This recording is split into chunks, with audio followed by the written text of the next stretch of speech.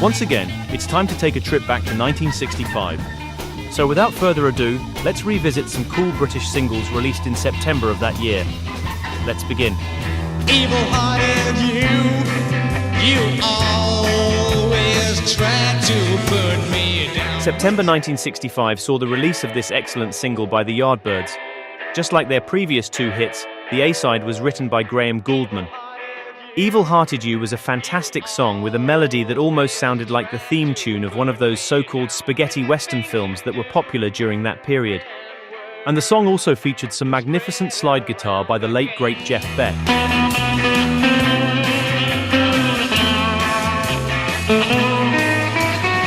But the truly groundbreaking song was the B-side, a track called Still I'm Sad, written by band members Jim McCarthy and Paul Samwell Smith. For myself, my tears just fall into dust. The song, with its Gregorian chant influences and its dark and droning atmosphere, is widely regarded as one of the earliest examples of psychedelic music. It's a truly unusual recording that sounds like nothing else from 1965.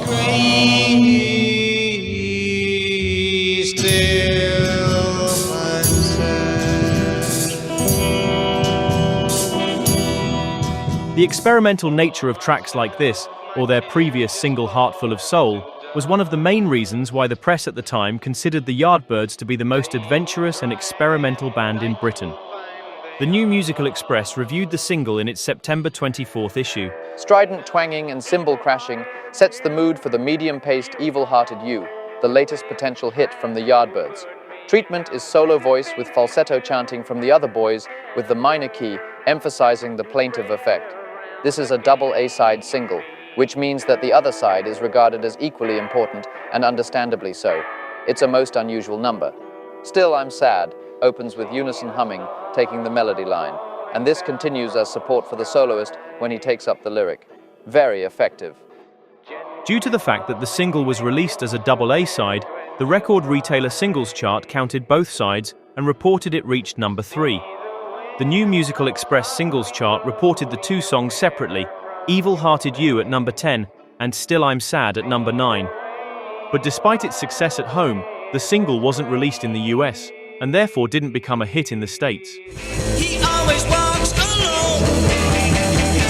Crawdaddy some more.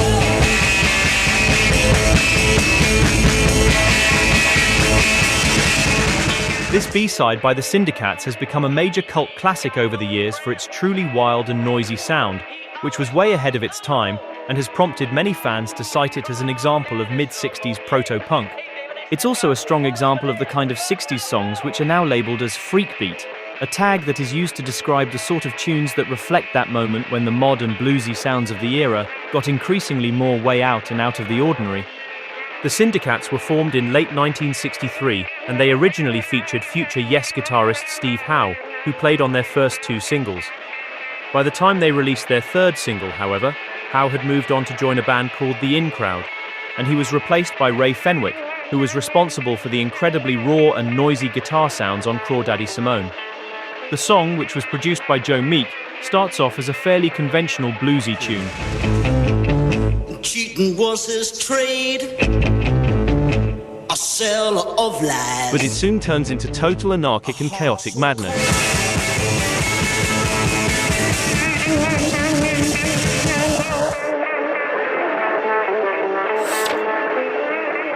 This is probably the noisiest recording of 1965, and it also features the most distorted and craziest guitar solo released that year, courtesy of guitarist Ray Fenwick.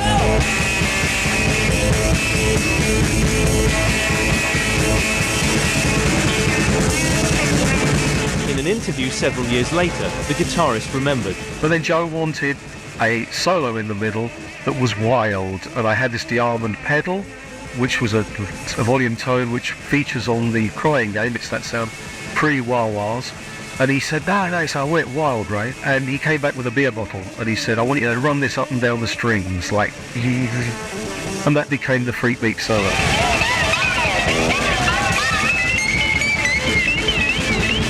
On the horizon, out where the ocean meets the sky. The A-side of the single was a track called On the Horizon, another excellent song, though with a more laid-back and mellow sound, and therefore not as impactful as its flip side. Yes, it's the ship that I dream would someday, Lord, bring my love. The New Musical Express wrote, The Syndicats follow the Drifters' pattern for the Labour stole a number On the Horizon. Solo voice with a compulsive ear-catching backing and chanting. Full marks for another distinctive scoring in the rhythm and blues Crawdaddy Simone. The single was not a success, but the B-side has been featured on several compilations over the years, and still stuns listeners 60 years later. You're not teaching me a new thing. Try to realize and call me when you're ready. By September 1965, the Zombies had more or less given up hope of scoring another hit in Britain, where they hadn't reached the top 10 since late 1964. As a result, despite their last two singles only managing to brush the lower end of the US charts, the band was now concentrating on the American market, which is why this new single had already appeared in the States a month earlier in August. The A-side was a terrific Rod Argent composition that Argent himself admitted was heavily influenced by American groups like The Impressions. Well, I've been hurt, but I still love you. The track featured some excellent jazzy electric piano work.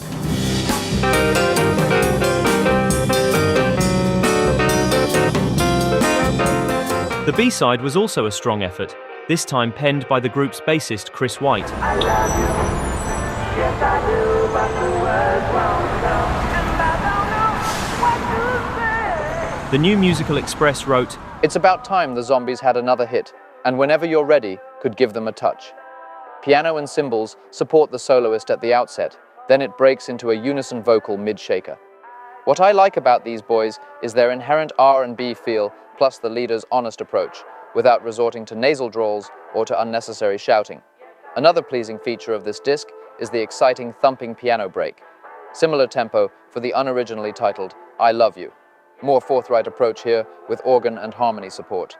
A most competent B-side. Despite the excellent reviews and the quality of the single, the record once again failed to chart in Britain. And despite their efforts to maintain their success in the States, the record was a flop, not even managing to reach the Billboard Hot 100. But if you got to go, it's alright. But if you got to go now. The success of Mr. Tambourine Man by the Byrds, along with the enormous popularity that Bob Dylan was enjoying in Britain during that period, prompted many bands to release electrified covers of Dylan's tracks. And September 1965 alone saw the release of several Dylan versions by a number of British artists and bands. Look out, the saints are coming through. And it's all over now, baby blue. She's got everything she needs. She's an artist, she don't look back. She's got everything she needs. She's an artist, she don't look back. And the same phenomenon was happening in the States, where several bands were also scoring hits with electric versions of Dylan's tunes. But it ain't me, babe. No, it ain't me, babe. Well, it ain't me you're looking for. But when it comes to British bands covering Dylan's material in 1965, this A-side by Manfred Mann is one of the very best. Listen to me, baby. I'm trying to make you see. The New Musical Express wrote, After a guitar opening, the song erupts into a fast-moving shuffle beat, accentuated by tambourine and with added depth supplied by the organ. All in all, a tremendous rhythm. Paul Jones handles the vocal effectively, and there's a harmonica solo midway through. It's a Bob Dylan composition, and retains his invariable plaintive stamp despite the hectic pace, although it's been lifted out of the folk mold into the R&B category. The melody is simply constructed, and the chorus is repetitive, so that I found myself humming it after just one spin. Should be big for the Manfreds. The song was banned by the BBC, who claimed its lyrics were suggestive and obscene. Manfred Mann's lead singer Paul Jones commented, "Let's be honest, the words of this song mean exactly what most people think they mean. I don't deny it. It's about sex. What else?" But the only thing I can say is that the message is open, clear, and healthy. There is no disguise. To me, the Carry On films, which get U certificates, are more suggestive than a song like this. Despite the ban, or perhaps because of it, the song became a huge hit, reaching number 2 in Britain and remaining in the top 40 for 11 weeks. The single was released a month later in the States by the Ascot label, but it failed to reach the American charts. And now, here's one of Britain's brightest young stars, the lovely Dusty Springfield. This is the record that first shot her to fame, I Only Want to Be With You. The mid-60s in Britain saw a boom in female artists, many of whom went on to build long careers and score multiple hits along the way. Coincidentally, September 1965 saw the release of several new singles by female singers. One of them was Sandie Shaw, who released a track called Message Understood. Saturday night, you came around, and I knew that those things. The song was penned by songwriter Chris Andrews, and it became Sandie Shaw's 5th consecutive top 10 hit single in Britain, reaching number 6. You gotta give me some, oh, yes you do now. You gotta give me some of your loving. Another female artist who released a single in September was Dusty Springfield, who issued this soulful ballad written by Jerry Goffin and Carole King. But to my ears, the highlight of the single was the B-side, another Goffin and King composition, which became a favorite among mod DJs during the mod revival of the late 70s and early 80s.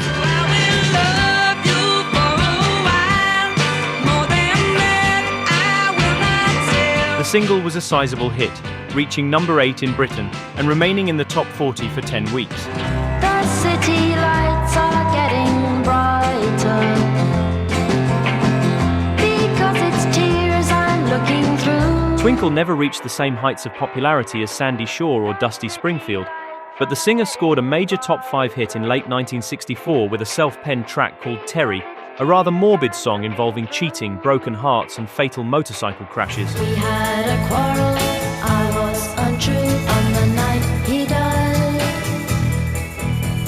These kinds of dark, fatalistic songs, which were referred to by the press as death discs, became quite popular in the mid-60s. But unfortunately, Twinkle never managed to replicate the success of Terry, and this single from September 1965 was no exception. Poor Old Johnny was another self-penned track which continued the fatalist themes of her previous singles.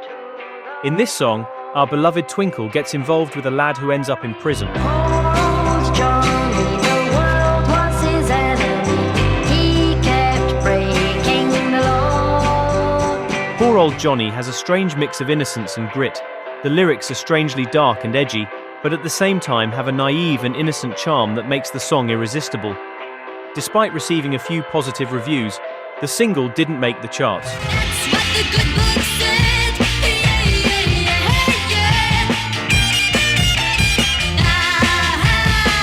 Thou shalt not steal. This single by Glenda Collins was produced by Joe Meek, who produced a total of 8 singles for her and was the only female singer he worked with regularly. Both sides of the single featured future Deep Purple member Ritchie Blackmore on guitar, who graced the songs with some impressive guitar playing that was quite ahead of its time.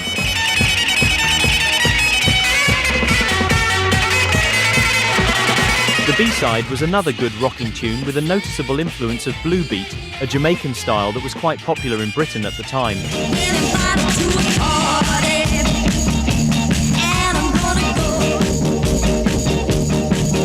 Once again, the song also featured some great guitar work by Blackmore.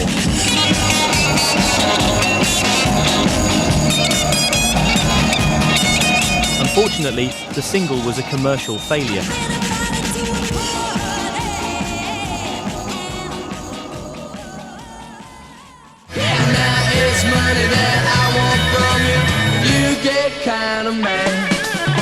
By September 1965, the wild and anarchic rhythm and blues sound that had dominated the British scene in 1964 and early 1965 was giving way to a guitar-based approach to soul music, which came to define many of the mod bands of the period. But the powerful rhythm and blues sounds hadn't completely disappeared, and this single by a group called The Better Days proves it.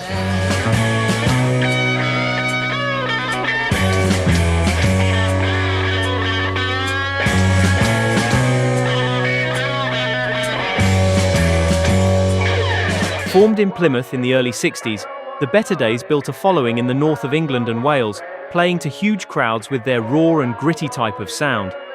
But record company executives rarely made their way to the West Country, and the band struggled to get a record deal. Eventually, however, the Better Days landed a deal with Polydor and released this single, which has become a minor classic among aficionados of bluesy British sounds of the mid-60s. But unfortunately, with no management or promotion behind them, the band became disillusioned and disappointed, and soon disbanded. And this remains the only single the group ever released. Tell me what I did, tell me where I went wrong. Another band that enjoyed huge local success but never managed to score a national hit was Mike Sheridan's Lot. The group, previously known as Mike Sheridan and the Night Riders, featured Roy Wood on guitar, who would achieve greater fame a year later as the leader of The Move. The A-side was a strong Hollies-style number, with Roy Wood clearly audible on backing vocals during the chorus. Take my hand and tell me now, please understand, without your love I am not a man. And the B-side of the record has gone down in history as the first Roy Wood composition to be commercially released. Every time we meet, baby, as we walk down the street, baby, the people stop and stare. The New Musical Express wrote, Mike Sheridan's Lot offer a swinging finger clicker with an R&B feel. Partly dual-tracked, it's exciting with an invigorating quality. The B-side is another snappy opus, not quite so catchy though. The single failed to chart. Baby, baby, baby, think of me. When your fine friends let you down. When there's someone doing you wrong, I won't be around. Those of you who've regularly been following these videos about British singles from 1965 may have already noticed that there's something missing from this video. Jimmy Page hasn't been mentioned yet. The future Led Zeppelin member was quite a busy session guitarist in 1965, but September seems to have been a slow month for him. But don't panic. Jimmy Page and his fuzz pedal are all over this B-side by Wayne Gibson and the Dynamic Sounds.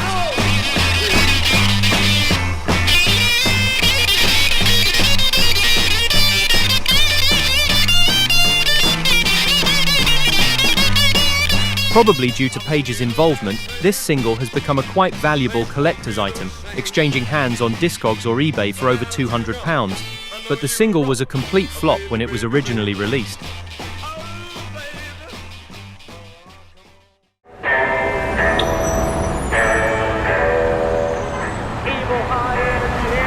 I hope you enjoyed this trip back to September 1965. See you next time.